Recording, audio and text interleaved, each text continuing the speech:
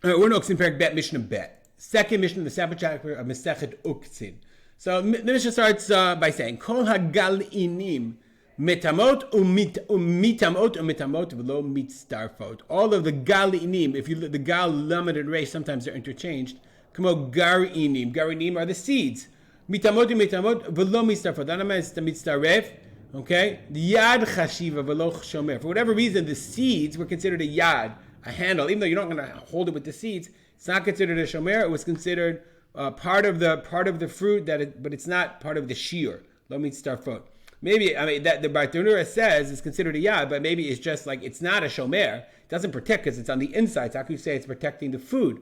But it's also not a yad. So maybe they just compared it to a yad because it's definitely part of the fruit. You take the seed, but you can't say it's mitzdaref because it's not part of the shear of the fruit. I would say maybe it is mitzdaref. Says the Mishnah.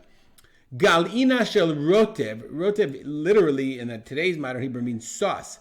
Ratuv means wet. So the seed of a wet. Galina shel rotev shel tamara lecha. Fresh tamara, fresh date. Okay, you have a fresh tamar, you have a fresh date. The seed inside of there, the pit, afa pi yotzah, even though you're going to take it out, right? Mitzdarefet. It is considered part of the food. Why? The fish, it's eaten. You're stuck on it. So therefore it's considered part of the food and it's mitzaref for the shear of tuma. But shel yevesha, a dried date, once it's dried out, you throw it away. Eina mitzarefet. The date doesn't have any taste, so therefore eina mitzarefet. Lefikach, therefore, chotal shel yevesha mitzaref. The chotal of a dried date is mitzaref, and of rotev, it's eino mitzaref. What in the world is a chotal? So if you look at the Jastro, chotal is the wrapper or reed matting in which dates are packed. But that doesn't mean that's not possible here. It says Uktzim 2, a bale filled with fruit stones. Why would a bale? I don't know where he gets that. A bale, that's a bale. Honestly, this is one of the rare times I've seen his Jastro. How do you make sense of it? So first of all, you have to understand that there's a girsa issue. Chotal. Look at the Bartanura. Lefika chotam shel yevesha. Chotam means the seal or okay, gargir shel anavim mitmarim yeshnam chotam. The seed of a date has a chotam.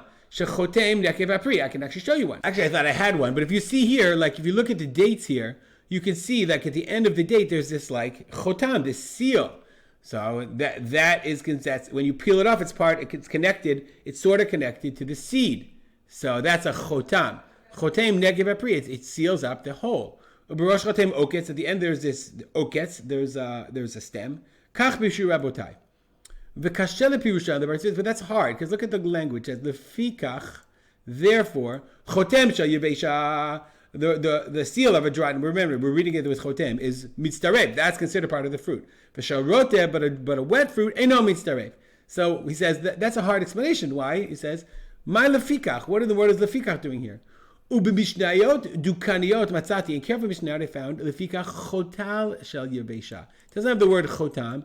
It has the word chotal. Now, of course, we're going to have to look at the gir sa'ot. No, that's not there. We have to look at the gir sa'ot. This is the Ktav Yad Parma. It's very hard to read this page, but you can see it very carefully. If you see it here, lefikach chotam. You see that mem. It's not a lamed. Definitely not a lamed. Lefikach chotam shel yeveshot. So the Parma, Ktav Yad Parma has chotam.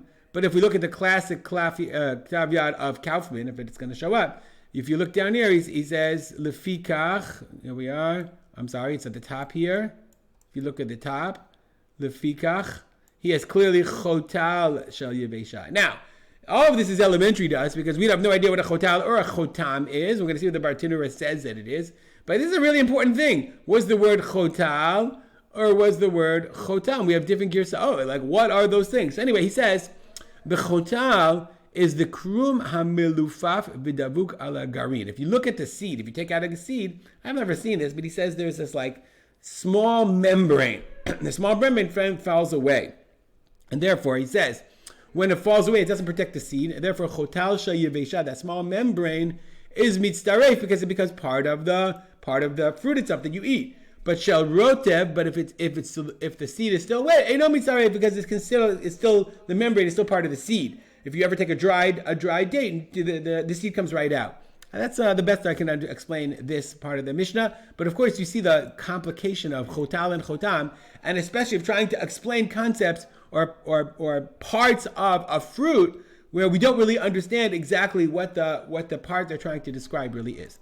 Galina shemiktzah yotzeh. If you have a seed that's partially emerging from the fruit, keneged ochel. So he says, Pasuk Katzi says maybe you ate half of it. So keneged ochel, the part that's corresponding to the fruit, that's adjacent to the fruit, mitzaref. That's part of that's mitzaref. That's considered part of the shear of the fruit. The rest of it is not. On a similar line, etzem sheish ala basar. If you have a bone that has flesh on it, shekeneged ha'ochel mitzaref. The part of the bone that's corresponding adjacent to the food is mitzaref. It can be considered part of the food for a shiur. He says, interestingly, that it's mitzaref, right? It's part of the shiur and therefore it's a shomer. Keneged ha'ochel, the bone is guarding the food, protecting it, but the rest of the bone is just a yad. That's what the Kahati says. Haya ala mitzad echad. What if it's only on one side? It doesn't go the bone. There's only flesh on one side. You ate the other half of the chicken bone. Rabbi Shmuel says, you have to see, is there enough chicken on the bone that you could ring around the bone. Then the bone is mitzaref, it's a shear, it's a shomer. Otherwise, it's just a yad. The part shekeneged ochel mitzaref. Only the part that's corresponding on the side of the ochel. If you have a chicken bone, a half-eaten chicken bone, you can find anything on the internet now. So I've got a little food left here. I got an eaten chicken bone. So only the part that's adjacent. Let's assume there's a little chicken that he forgot over here. Only that part over here up to this side is mitzaref.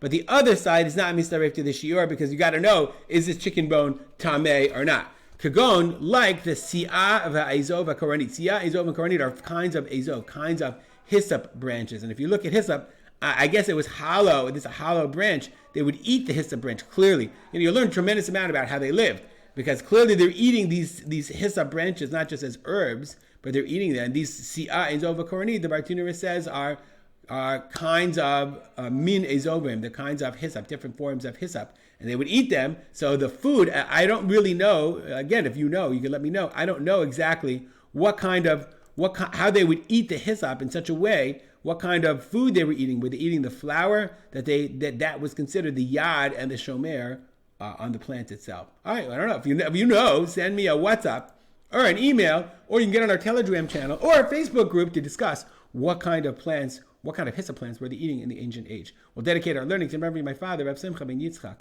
Kalman. Make it a great day.